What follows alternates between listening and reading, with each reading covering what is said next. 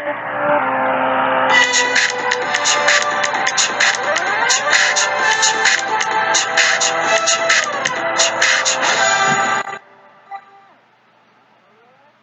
afternoon, grade 10. Today's topic is banking. So we're continuing with the topic from the last video that I sent. This portion of the lesson will be focused on the checking account.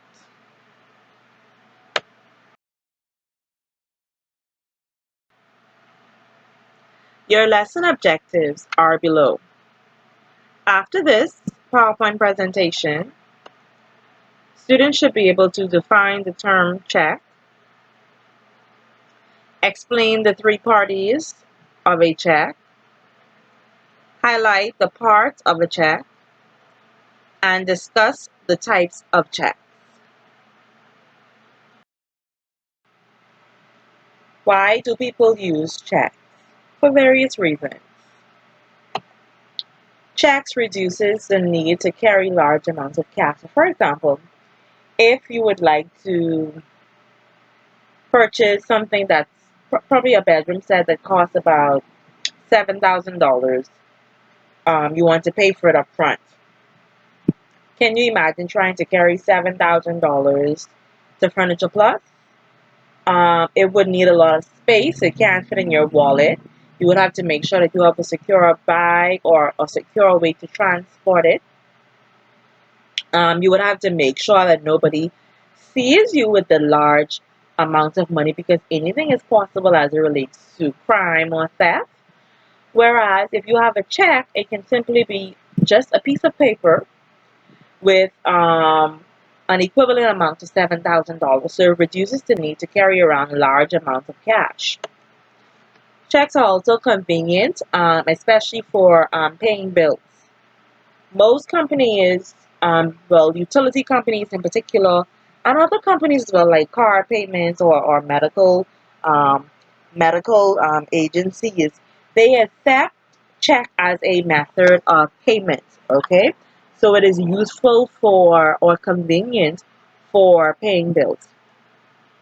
Checks also help keep a record of where money is being spent, because as you would know, with a check has a check is attached with a checkbook, and in the checkbook you have a counterfoil and a camera foil. You'll learn more about that as we go throughout the lesson.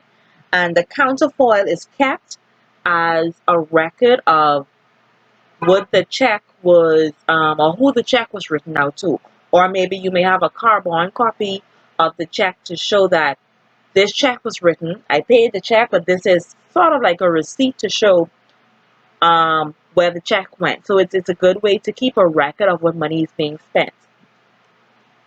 And last, check is also more safe than having cash.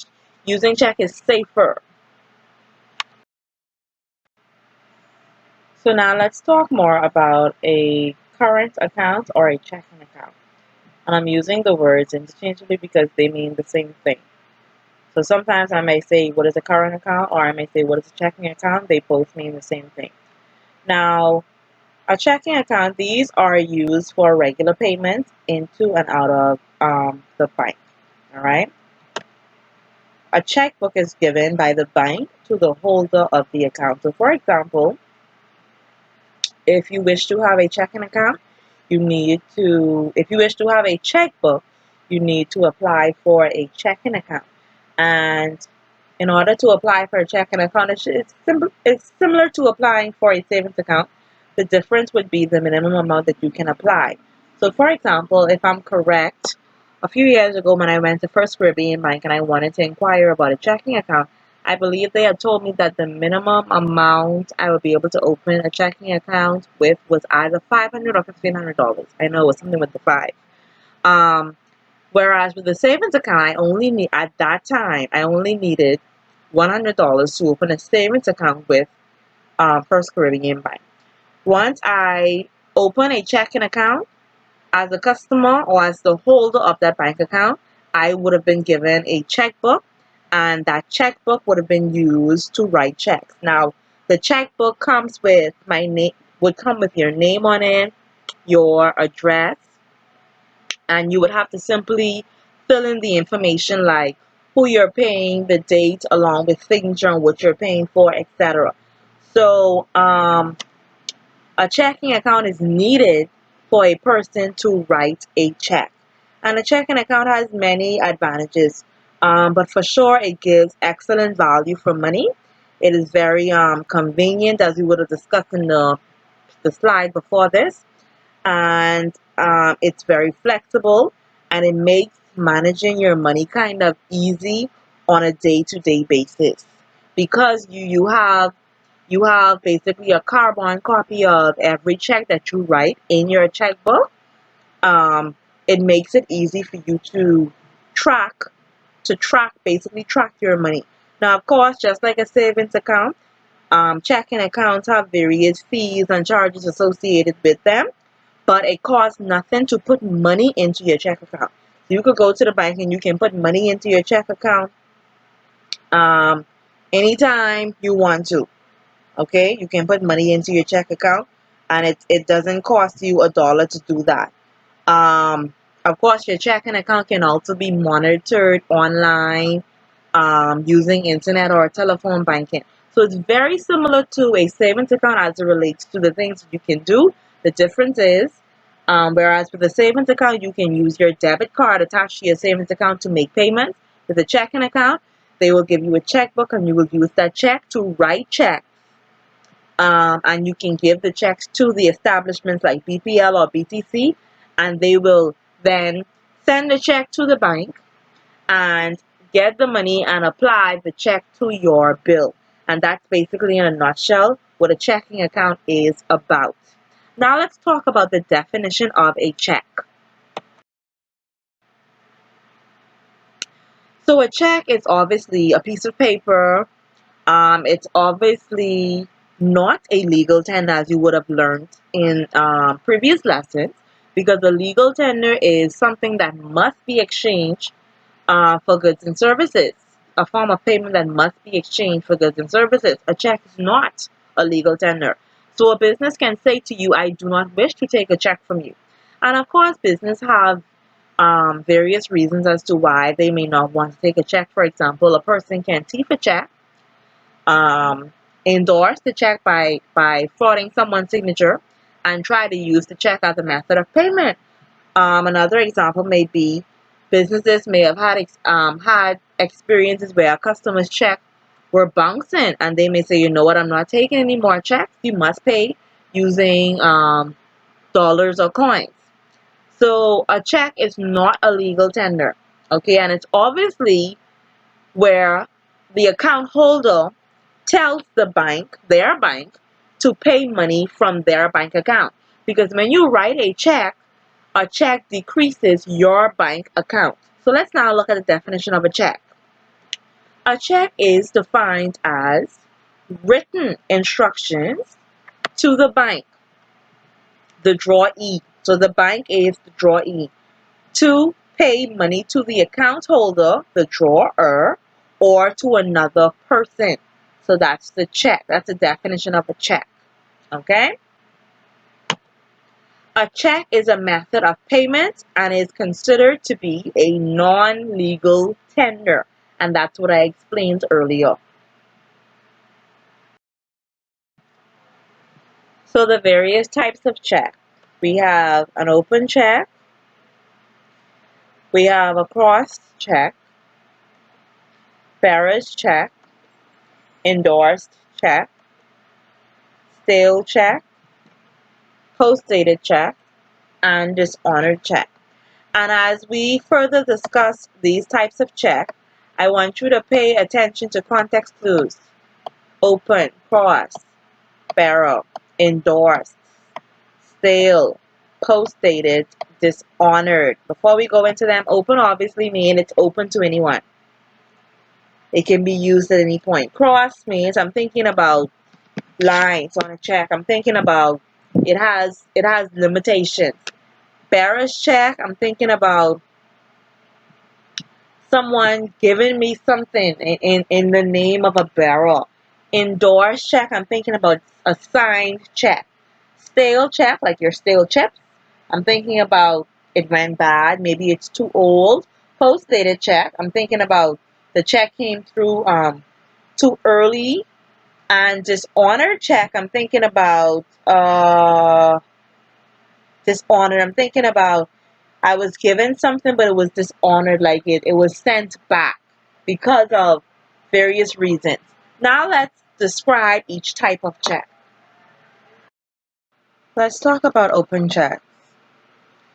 So as you can see, the check is just a blank check. There is no kind of instructions, no lines or anything on this check. So this is what an open check looks like. These are checks that have no double line drawn vertically.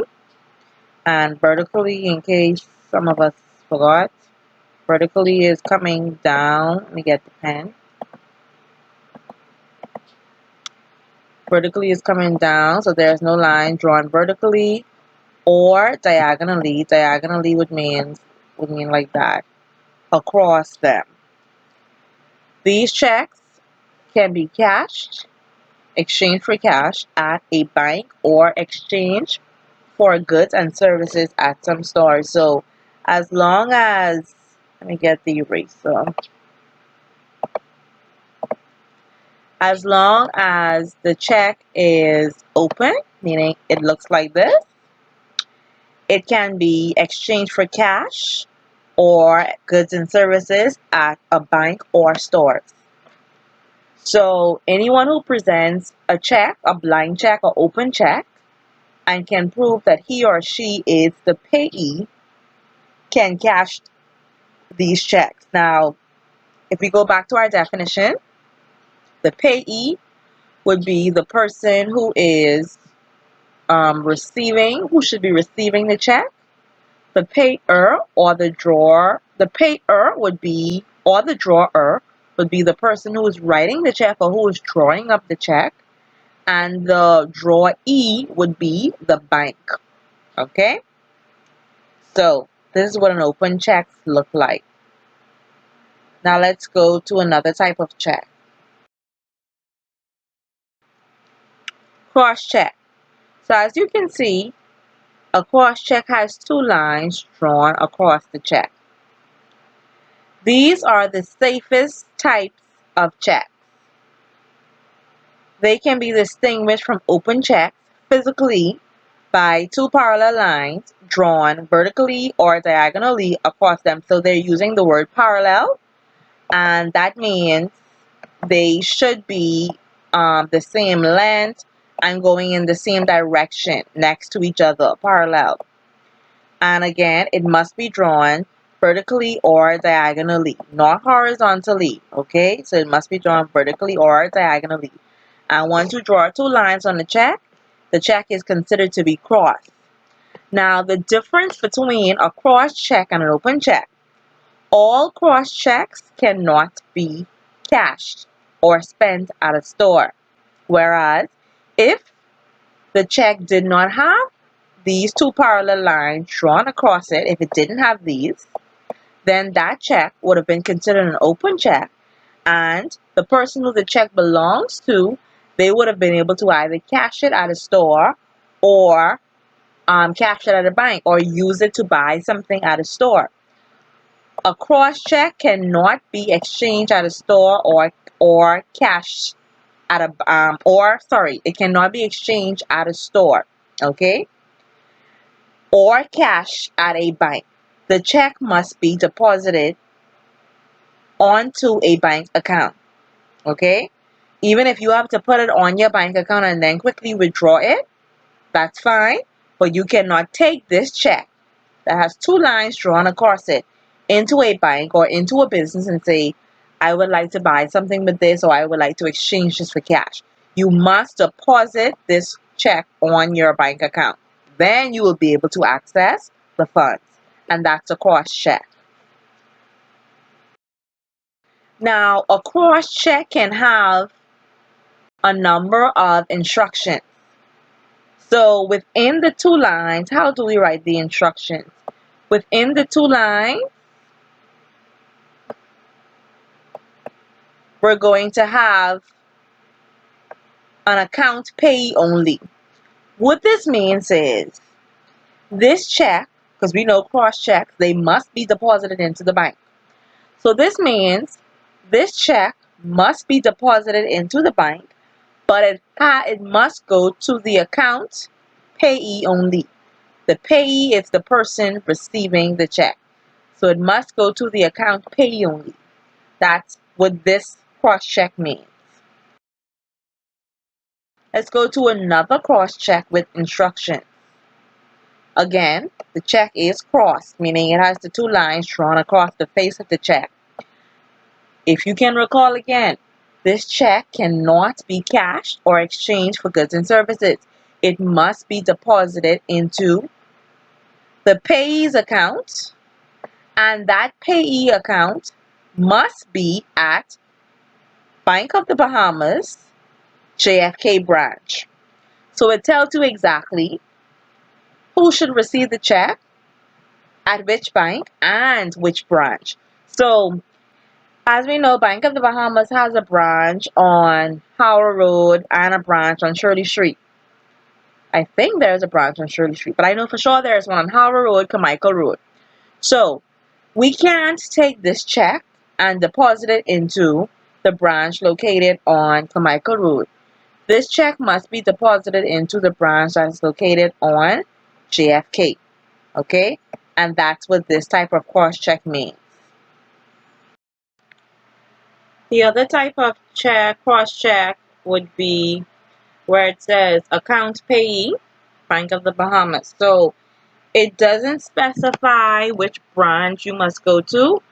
All it's saying is it must be paid into the payee's account, meaning the person who should be getting the check, and it must be at Bank of the Bahamas. Okay?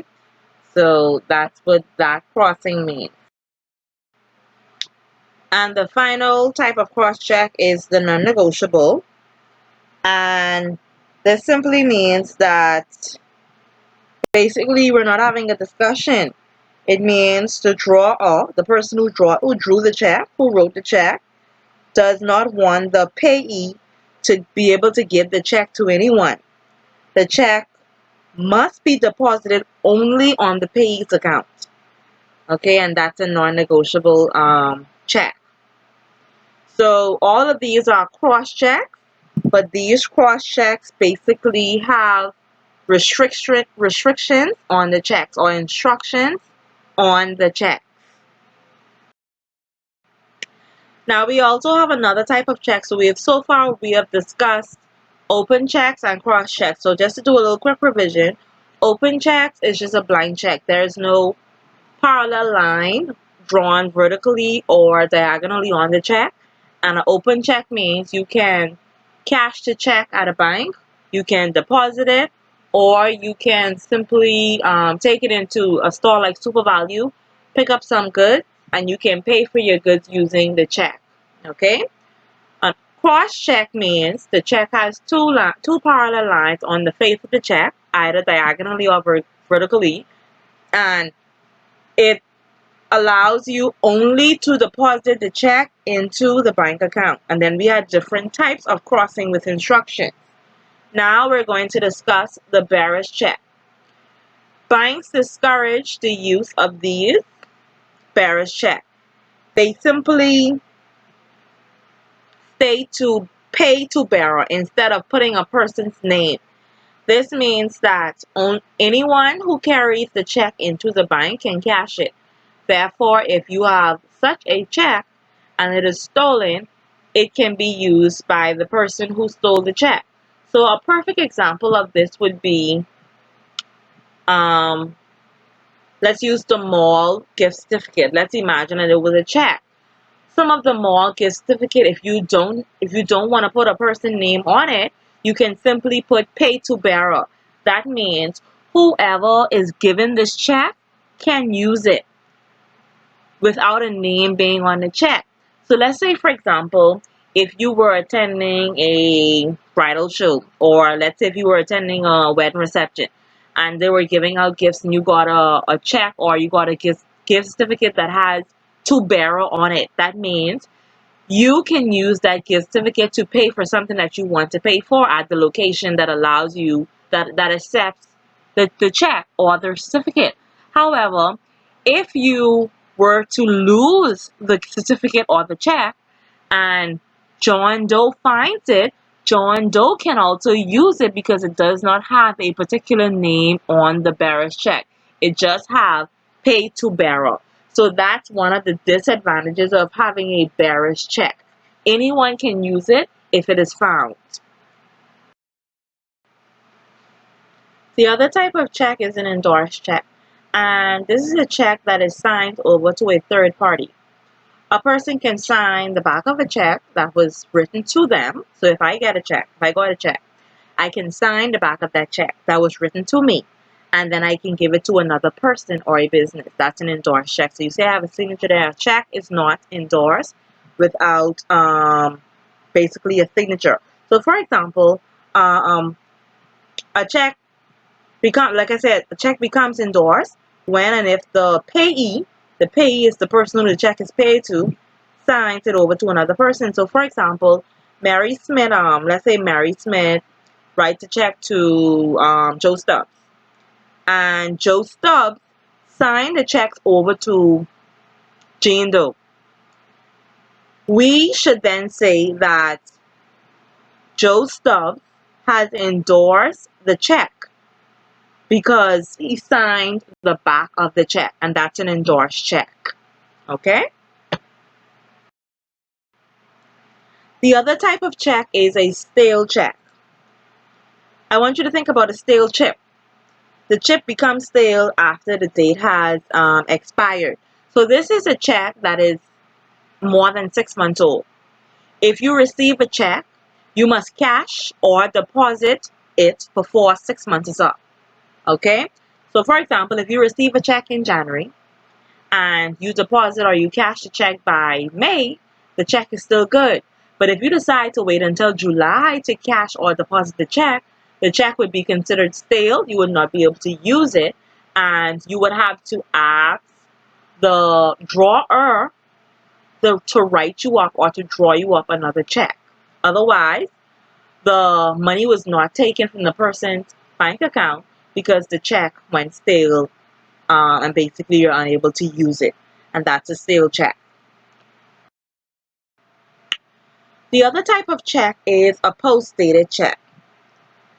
And basically, a post-dated check becomes post-dated if the check or if the drawer puts a future date on it instead of today's date. Okay, so if the check is dated for future use. Usually when you write a check, you would put today's date. So for example, today's date is the 22nd of April. If I were to write a check for today, I should have placed the 22nd of April on the check.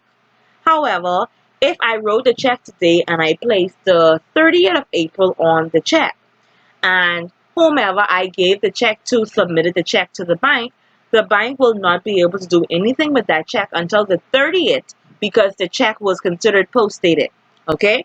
So with a post-dated check, the drawer puts a future date on it, and the check cannot be cashed or deposited before that date. Now, persons have legitimate reasons why they post-date checks. Like, for example, if you work for the Bahamas government, you know Bahamas employees are paid 2 working days before the end of the month. So let's use April for example. Payday is Tuesday, the 28th of April. I may write a check today just to get it out of the way, or let's say for example, if I'm traveling by the mall and I want to drop something to Kill Bahamas because I know I'm going there today, but I may know I don't have sufficient funds on my bank account until payday. So what I'm going to do is I'm still going to drop the check off today, but I will date the check for the 28th of April, which is payday. So that's one of the advantages of using a check. You'll be able to post date the check for when you actually have monies in your bank or your checking account. Another type of check is a dishonored check. This is a check that is not accepted or that was not accepted by the bank. They stamped the check dishonored, um, basically, and they're going to return it back to the person, either to the payee, which is the person who the check was paid to, or they're going, and the payee will then return it back to the drawer. Okay, so some of the reasons why a check may be dishonored: if it has insufficient funds in the bank account. Like, for example, if I wrote a check for $5,000 and I only have $2,000 there, the check will bounce, meaning you don't have sufficient funds to cash this check. I have to return the check back to you. The check may also be dishonored if the amount in word is not written in the amount in numbers. And we're going to talk about how to write a check later on. The check may also bounce if the signature is incorrect. Whenever somebody opens a bank account, the bank asks them for a signature. That signature should match your government ID, which is your passport or your driver's license signature. And when you present those IDs to the bank, the signature should be as close as possible, almost identical. Okay? So if the signature is just don't match at all, because sometimes it's you're not going to get it to be exact. But if the signature is completely different from what the bank has on their files, then basically your check is going to bounce. And last, if the check has elapsed, or meaning it has expired, meaning it's a stale check, the check will also bounce. And those are some of the reasons why we have dishonored checks. Now we're going to look at the parts of a check, and I have them listed in the slides following this one, but I'm just going to point out some things. So I want you to take note that this check is separated. So G is the part of the check that stays in your checkbook. This portion of it, from the line go right, is the part of the check that you give to the person that you're paying with the check, or to the establishment that you're writing the check for. So here, let me get your pen. This is the person that owns the checkbook. As you can see, L. Laura Evans, and this is her signature. This is paid to the order of. So this is obviously the payee. Okay. I'm writing this with my mouse, so it's not coming out good. That's the payee. This is the amount that we're paying in words. And this is the amount that we're paying in numbers. Oops, I want to erase that for a minute because I want to show you something. So let's erase that. So this is the amount that we're paying in numbers. And I want you to pay attention to the fact that there is a line drawn from where the 5 ends to the end of the line, because what I'm trying to do is I'm trying to avoid persons writing additional information on this line. Let's say, for example, the person want to add on to make 100 into 1,000, or they want to add on 150, like how I have 25. I could have put $25,000, and I could have changed that and caused some sort of issue with the check. Okay, so that line is drawn to avoid persons writing on additional information on the check. This is the bank information. So this is obviously where the person checking account is, Bank of the Bahamas, Shirley Street, and this is called the drawee.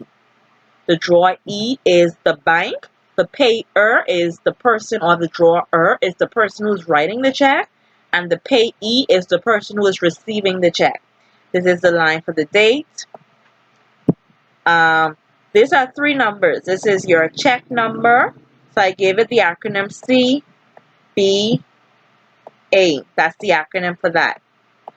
Check number, bank number, and account number. Okay. Now this part of it is also to be filled out, but this part of it stays with you. Okay. So day 2, what are you paying for? All balance, meaning how much money was on your checking account prior to you making any deposit, whatever you're depositing, whatever you're withdrawing, total, and the amount for this check, which is $125, and the new balance on this check. So of course, as we do other activities, we will learn how to fill out this portion of the check. Now the left hand side of the check is called the counterfoil and or the check stub, and the right hand side, meaning all of this, is called the camera foil. Okay, so now let's get so you can go back and forth between this slide and the next slide to see the correct name. So A was check number, B was drawers, C was a payee, D was drawer, E was the amount in words, F was the date, G counterfoil, H bank number, I drawee signature, J account number, K amount in. Alright, now let's look at an actual check. So we're going to highlight some information. Serenity-Burrows is the owner of a checking account at Bank of the Bahamas, Shirley Street. On the 15th of March, 2020, she must write a check to St. Anne's School to pay her child's school fee of $5,000. Her bank balance on the last statement was $11,000, but since this date, she has deposited $26,000 and written the total amount of check for $18,000. Okay, so now I'm going to try and use this. So we're going to write a date in here. The date would be the 15th of the 3rd, 2020. Now the reason why some persons normally abbreviate their date by just putting the ending of the year, which is like 2020, or they'll just put 20, or they would have put 19. We're not doing that, okay? Because you want to make sure nobody have an opportunity to write anything additional here. So 15th of March 2020. Now we're going to put the date over here as well. 15 March. So you can write it like this, 15-3rd-March, or you can write it 15 /3rd-March, slash 2020, okay? Up to you. But whichever one you do, make sure it's consistent. Alright, so I can put the slash or the dash. Now it's going to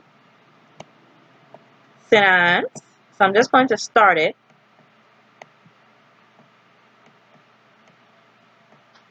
So it's going to St. Anne's School, blah, blah, blah.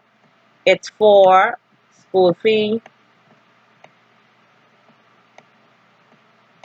So you will continue that. It's for school fee.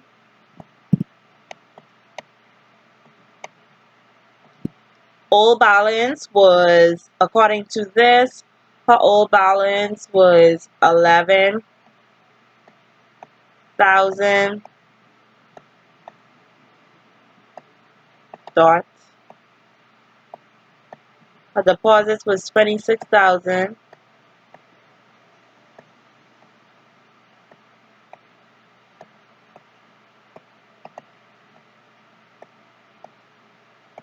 And she wrote checks for a total of 18,000. She had no withdrawals. Yes, she wrote checks for a total of 18,000, meaning those are all of her withdrawals.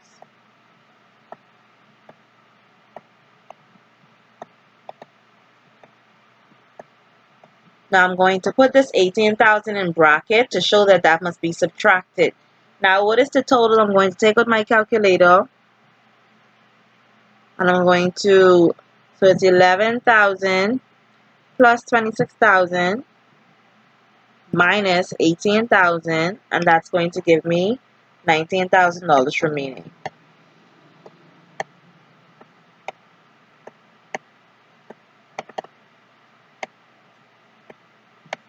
Now the amount for this check, she's writing a check of $5,000 for school fee.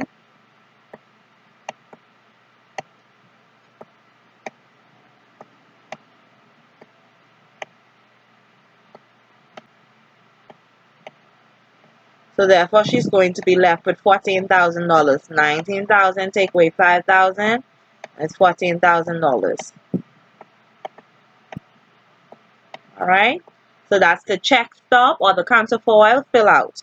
Now pay to the order of, she's going to write who she's paying. She's paying Sinance,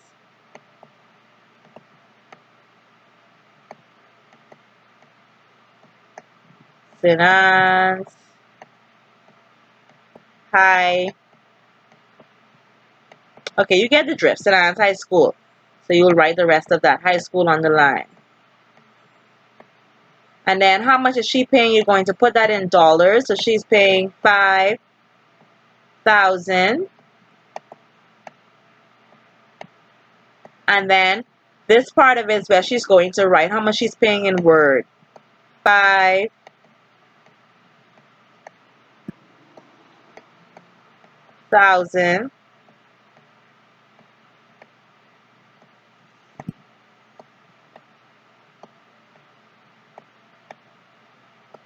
And then at the end of this 1,000, you're going to draw a line so that nobody else is able to write anything on this, okay? Because I could have written $5,200 if I was somebody who stole that check, okay?